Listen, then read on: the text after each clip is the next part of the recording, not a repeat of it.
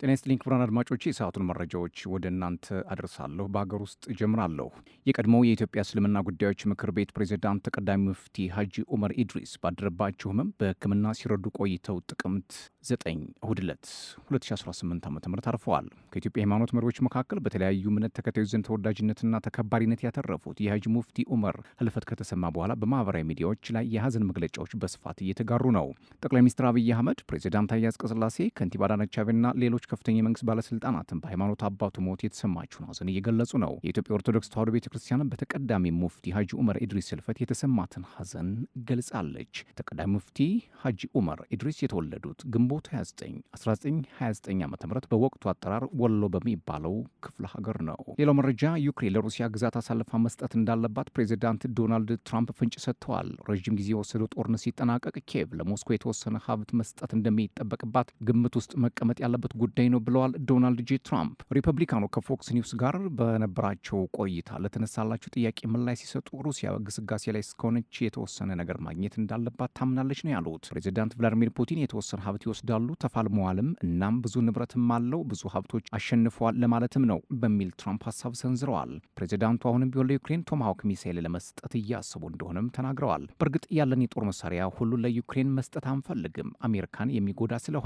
ረዥም ርቀት ተወንጫፊ መሳሪያዎችን ለኪየቭ አሳልፎ መስጠት ከሞስኮ ጋር ቀጥታ የሚያላትን በመሆኑ ዋሽንግተን ትገፋበታለች ተብሎ አይታሰብም። መሳሪያዎቻችን ሁሉ አሳልፈን መስጠት አንችልም በሚል ሀሳብ የሰጡት የአሜሪካው ፕሬዚደንት ዶናልድ ትራምፕ ዩክሬን ማጣት ያለባት እንደምታጣም ተናግረዋል። ሌላው መረጃም የእስራኤል ጦር እሁድ ዕለት ሐማስ ስምምነቱን ጥሷል በሚል የአየር ድብደባ ከፈጸመች በኋላም የተኩስ አቁሙን ተግባራዊ ለማድረግ ዳግም ድርድር እንደምትጀምር አስታውቃለች። በደቡባዊ ጋዛም የአየር ድብደባው የተካሄደው በራፋ ወደሚገኙ ወታደሮች አሸባሪዎች ጸረ ታንክ ሚሳይልና ጥይት ተኩሰው ሁለቱ ወታደሮችን ገድለዋል ካሉ በኋላ ነው። ሐማስ ግን በእስራኤል ቁጥጥር ስር ባሉ አካባቢዎች ስለተፈጠረ ግጭት ምንም እውቀት እንደሌለው ነው የገለጸው። እስራኤል እሁድ ምሽት ላይ በጋዛ የሚገኙ የሐማስ ኢላማዎች መደብደቧን ያስታወቀች ሲሆን በጋዛ የሚገኙ ሆስፒታል ምንጮች ደግሞ በጥቃቱ 44 ሰዎች ተገድለዋል ነው ያሉት። ሐማስ ለተኩስ አቁሙ ተግባራዊነት አሁንም ቁርጠኛ መሆኑን አስታውቆ እስራኤል ግን ጥሰት እየፈጸመች ነው በማለት እንዲህ አይነት ጥቃቶች የተኩስ አቁሙን ሙሉ በሙሉ ወደ መፍረስ የሚገፉ ናቸው ሲል አስጠንቅቋል።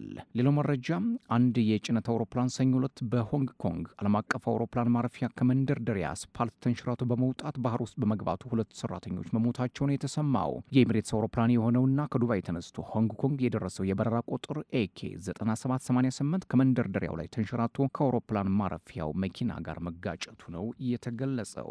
የከተማው ዓለም አቀፍ አውሮፕላን ማረፊያ መልካም የደህንነት ታሪክ እንዳለውም ከዚህ በፊት ይነገራል። ሌላው ዶናልድ ትራምፕ እንግዲህ አሁን ማወዛጋቢነታቸውን ቀጥለውበታል። የዩክሬን ለሩሲያ ግዛት አሳልፋ መስጠት እንዳለባት መናገራቸውም አነጋጋሪ ሆኗል። ፕሬዚዳንቱ አሁንም ቢሆን ለዩክሬን ቶማሃውክ ሚሳይል ለመስ ገና ድርድር ላይ መሆናቸውን ቢናገሩም ሁኔታዎቹ ግን የሚሰምር አይመስልም። ሞስኮና ዋሽንግተን መካከል ውጥረት እንዳይፈጠር ይህ የቶማሃውክ ሚሳይል ለዩክሬን መስጠት እንደሌለባቸውም የተለያዩ ፖለቲከኞች እየተናገሩ ነው። ዘለንስኪ ከአሜሪካ የቶማሃውክ ሚሳይልን የሚቀበሉ ከሆነ በሁለቱ በተለይ በዋሽንግተንና በሞስኮ መካከል ከባድ ውጥረት ይፈጠራል። ዶናልድ ትራምፕ ዳግም ወደ ስልጣን ሲመጡ የመጀመሪያ ዓላማቸው የሩሲያና ዩክሬን ጦርነትን በ24 ሰዓት ውስጥ መቅጨት እንደነበር ቢታወስም አሁን ግን ያ ንግግራቸው ስላልሰመረ ትዝብት ላይ እንዲወርቁ አድርጓቸዋል። ዶናልድ ጄ ትራምፕን ዩክሬን ግዛቶቿን አሳልፋ መስጠት አለባት፣ ደግሞ ተመልሰው የለባትም፣ እንደገና ደግሞ ዛሬ ዩክሬን የተወሰነ ነገር መስጠት አለባት እያሉ የፖለቲካውን ዓለም እያወዛገቡት ነው። ዶናልድ ጄ ትራምፕ ቶማሃውክ ሚሳይልና የደህንነት ዋስትና ለዩክሬን እንደማይሰጡ መናገራቸው ደግሞ ሌላው የዩክሬንን ፖለቲካ የሚያቃውስ ክስተት ሆኗል እያሉ ነው ፖለቲከኞች። በትራምፕ ንግግር ግራ የተጋቡት የዩክሬን ልዑካን ሁኔታውን እንዳስገረማቸው ለጉዳዩ ቅርበት ያላቸው ምንጮች አመላክተዋል። ዶናልድ ትራምፕ ከሰሞኑ የተነሳባቸው ተቃውሞ የሩሲያና ዩክሬን ጦርነት እንዲሁም የመካከለኛው ምስራቅን ግጭት ለማስተባበልና ለመፍታት ከፍተኛ ጥረት እያደረጉ ቢሆኑም አሁንም ግን ወጣ ገባ የሆነ ሀሳባቸው የፖለቲካውን ዓለም እያስጨነቀው እንደሚገኝ የፖለቲካ ተንታኞች ይናገራሉ። ክቡራትና ክቡራን ለሰዓቱ የነበረኝ አጭር መረጃ ይሄን ይመስል ነበር። ሰብስክራይብ፣ ላይክ፣ ሼር፣ ኮሜንት እያደርጋችሁ ቤተሰብ ሁኑ። ሰላም።